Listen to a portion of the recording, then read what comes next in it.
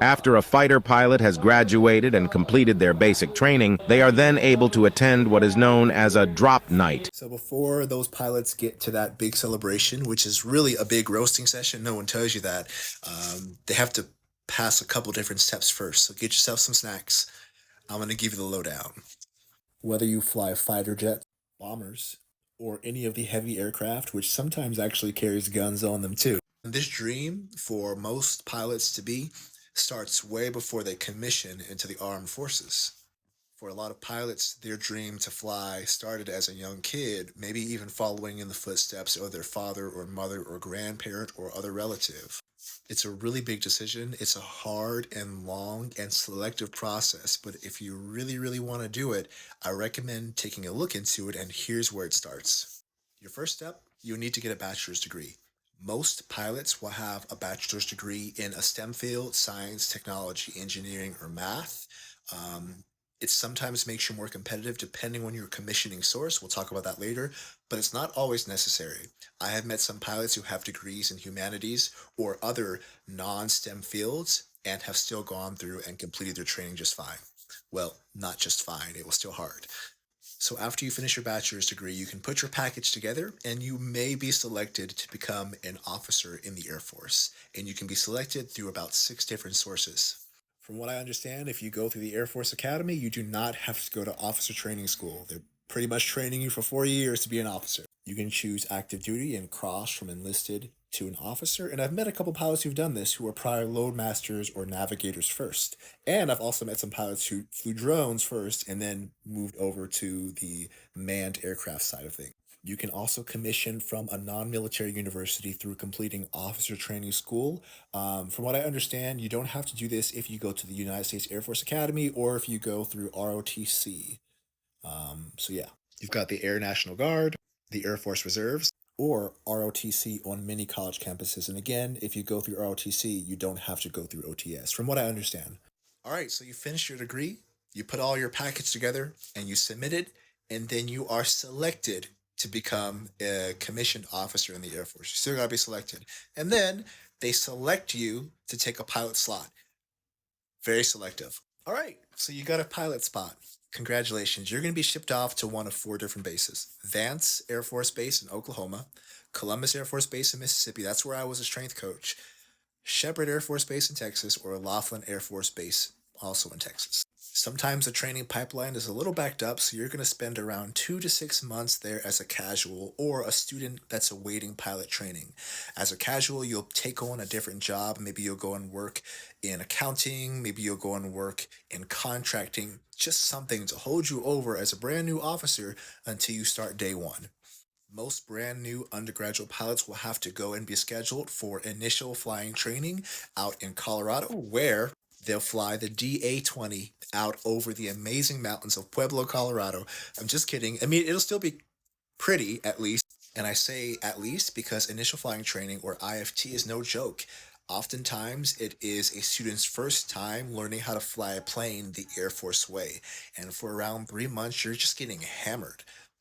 You're going to make a lot of mistakes and you may get rattled because up until now, you've been on the top of the food chain. You've gotten to this point where you are pursuing an occupation with a 4% selection rate because you've done well academically and athletically, and you probably have a ton of amazing extracurriculars. IFT and UPT, they're going to be one of your first times truly failing at something. So don't get rattled. You wanted this. You're here now.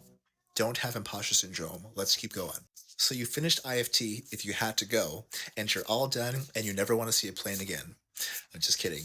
And by the way, even if you didn't have to go to IFT because you already have your private pilot's license and you already have your instrument rating and all that sort of stuff, I need you to stay vigilant because it's still very, very hard to learn things a completely different way. It's hard to learn a new system. It's hard to learn a new language. So don't get caught up and get a big head because you feel as if you're ahead of the game. In a lot of ways, you probably are, but realize there are still some things coming around the corner that may trip you up. So what's next? So after you finish IFT, if the pipeline is still backed up and they're not ready for your class to start, you're going to finish out the rest of your time on casual status.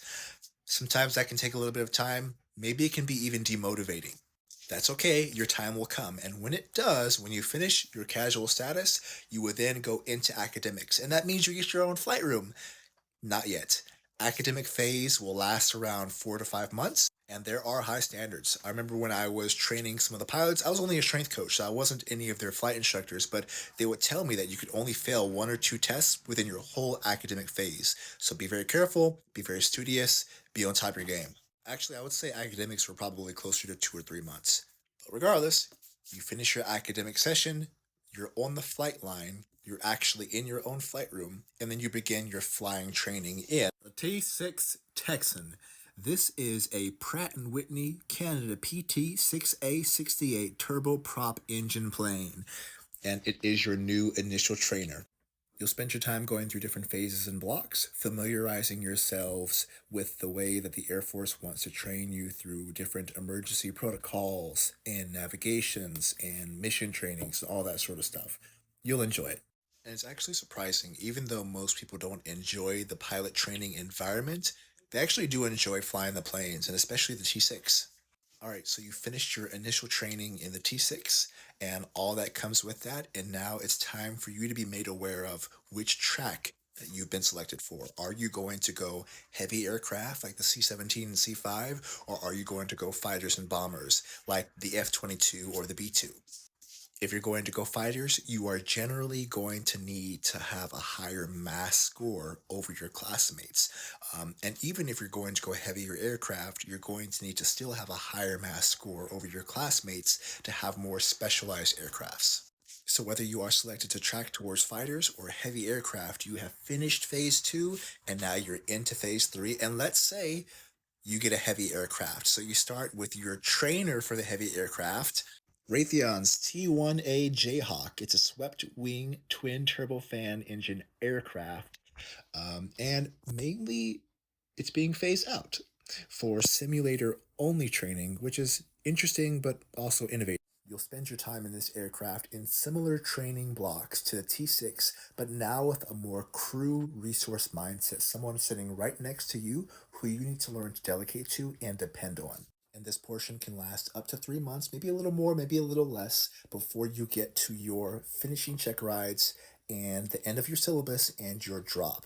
Now let's see what would happen if you were going and you tracked and were selected for fighters. If you selected and were awarded based off of how competitive you were, but not always if you were reserve or guard, um, the fighter bomber track, you would begin your initial training in Northrop Grumman's twin engine high altitude supersonic jet trainer, which is actually being replaced by Boeing Saab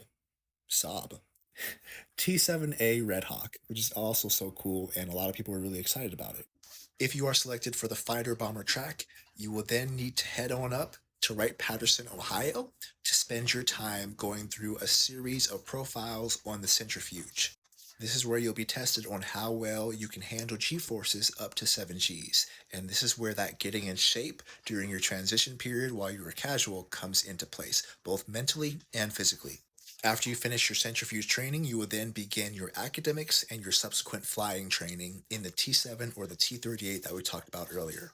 Here's where you will learn how to fly the T-38, supersonic flying techniques, aerobatics formation, and more. After you finish your academics, flying training, and subsequent checks, your track and the T1 track will be in the same position, ready for drop night.